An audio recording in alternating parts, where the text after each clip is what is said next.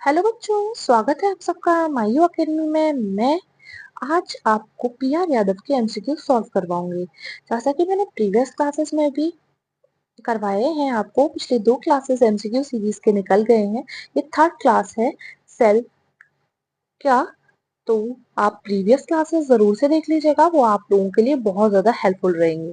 तो चलिए स्टार्ट करते हैं। फर्स्ट क्वेश्चन पर आते हैं। Which medium is suitable for cellular activity? मतलब कौन सा सबसे सही सेलुलर एक्टिविटी के लिए रहेगा, एसिडिक, न्यूट्रल, बेसिक या ऑल ऑफ द अबव? तो the correct answer is basic. तो इसके एक्सप्लेनेशन को देख लो। द पीएच ऑफ साइटोप्लाज्म, जो साइटोप्लाज्म का पीएच रहता है वो नॉर्मल सेलुलर एक्टिविटी के अराउंड में 7.2 होता है, यानी कि 7.2 जो होता है वो बेसिक होता है, एक्सेप्ट लाइसोसोम, केवल लाइसोसोम को छोड़कर। पीएच लाइसोसोम का अराउंड 5 होता है। अ न्यूट्रल और even slightly acidic pH is 6.95 may result in a coma or death. अगर 6.95 आ गया तो कोमा या डेथ भी हो सकती है। तो नेक्स्ट क्वेश्चन पर चलते हैं बच्चों। How much water is there in the form of liquid in the cell of our body? कितना ज्यादा है जरूरी, कितना परसेंट में हम लोगों को, हमारी सेल्स को मतलब जरूरी होता है वाटर? तो options are 25%, 50%, 70% and 80%। No doubt 50% water के लिए जरूरी होते हैं सेल्स को। एक्सप्लेनेशन देख लेते हैं। Cytosol intracellular fluid, the fluid portion of the cell constitute about 55% of total cell volume. Total cell volume का 55% होता है। Cytosol consist of 90% of water and 10% other. Cytosol consist करता है 90% तक पानी और 10% क्या करता है, अदर वेरियस डिजॉल्व सब्सटेंस यानी कि दूसरे तरीके के पदार्थों को, जिसमें आते हैं ग्लूकोज, अमाइनो एसिड, आयन और वेस्ट प्रोडक्ट्स। तो इसका आंसर होगा राइट 50%। नेक्स्ट क्वेश्चन देखते हैं। एक्वापोरेसिन आर, क्या होते हैं एक्वापोरेसिन? सोडियम चैनल्स होते हैं, पोटेशियम चैनल्स होते हैं, वाटर चैनल्स होते हैं, क्लोराइड चैनल्स होते हैं। तो the answer is water channel. देखते हैं कैसे। Aquaporin is cell membrane. Aquaporin क्या है? एक सेल मेम्ब्रेन है, protein that allow water to flow in and out of cell, cell को बाहर और अंदर करने के लिए, फ्रॉम वाटर चैनल्स के थ्रू। अब नेक्स्ट आते हैं डीएनए और आरएनए के कुछ क्वेश्चंस करते हैं और क्रोमोसोम्स के बारे में भी कुछ क्वेश्चंस और कुछ बातें पढ़ते हैं। तो क्वेश्चन है, which scientist first reported about 46 chromosome in the normal human karyotype? तो कौन सा साइंटिस्ट था जिसने 46 क्रोमोसोम के बारे में बताया था? तो options are Tjio and Levan, Galileo Galilei, Nikola Tesla, Charles Darwin.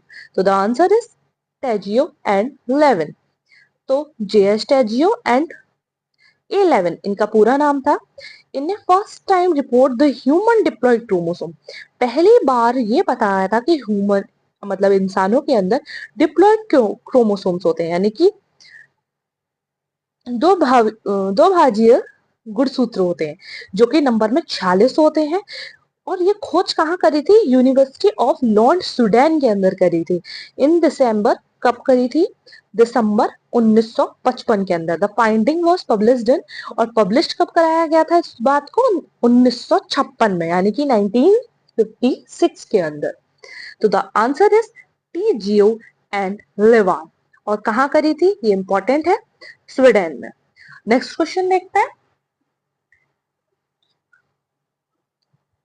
Road like condensation of chromatin is called, क्या कहते हैं? तो the options are phenotype, gene, chromosome या जीनोटाइप। तो द आंसर इज क्रोमोसोम। देखते हैं एक्सप्लेनेशन को।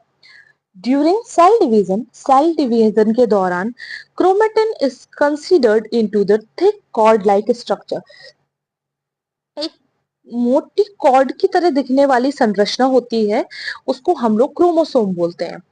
अब क्रोमेटिन होती क्या है, कैसी दिखती है? ये लार्जली अनकॉइल्ड क्रोमोसोम, एक बहुत बड़ी अनकॉइल्ड यानी कि बिल्कुल गोल, मतलब कॉइल्ड मतलब जैसे कि हमारा जो आते हैं मैट वगैरह आती हैं उसकी जो बिल्कुल गोल गोल गोल गोल संरचना होती है, उस तरीके की संरचना, वो अनकॉइल्ड है, मतलब उस तरीके से नहीं बनी हुई है। Are genetic material present, chromatin में जेनेटिक मटेरियल प्रेजेंट होता है in the nucleus of the cell that is not dividing, nucleus के अंदर प्रेजेंट होता है जो कि विभाजित नहीं होता है। It is made of DNA and RNA, ये किसका बना हुआ होता है, डीएनए और आरएनए का। नेक्स्ट क्वेश्चन देखते हैं, क्रोमोसोम कंटेन, अब क्रोमोसोम में क्या पाया जाता है, तो the options are DNA, RNA, both या नन। तो the answer is DNA, chromosome के अंदर क्या होता है, डीएनए।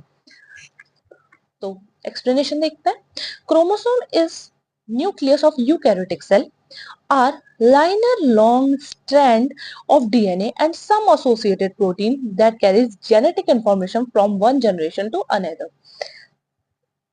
क्रोमोसोम के अंदर न्यूक्लियस पाया जाता है, न्यूक्लियस में यूकैरियोटिक सेल्स होते हैं जो एक लीनियर लॉन्ग स्टैंडर्ड डीएनए का बनाते हैं, और कुछ एसोसिएटेड प्रोटीन्स भी होते हैं जिसकी वजह से हम जेनेटिक इंफॉर्मेशन कर सकें और एक जनरेशन से दूसरे जनरेशन तक वो ट्रांसफर होते हैं, जिससे हम लोग डीएनए कहते हैं, डीएनए की डीएनए टेस्ट करा लो तो हमें पता चल जाएगा, तो वही डीएनए जो होता है वो जीन के अंदर प्रेजेंट होता है, और जीन किसके अंदर, क्रोमोसोम के अंदर प्रेजेंट होते हैं।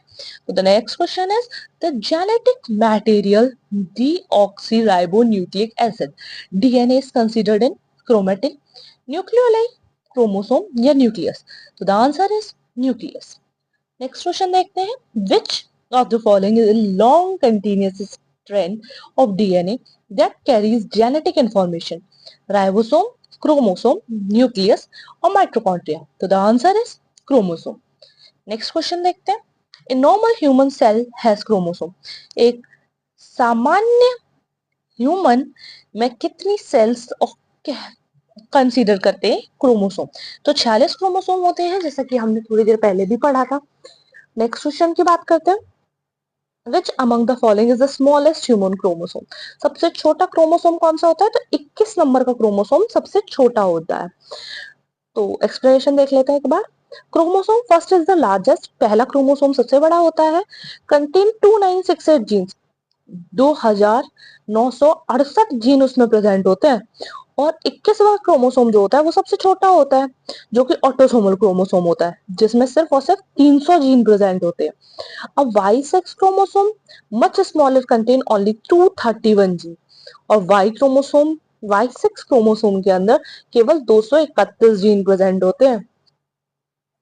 नेक्स्ट क्वेश्चन देख ले, which of the following abbreviation involve two non-homologous chromosome.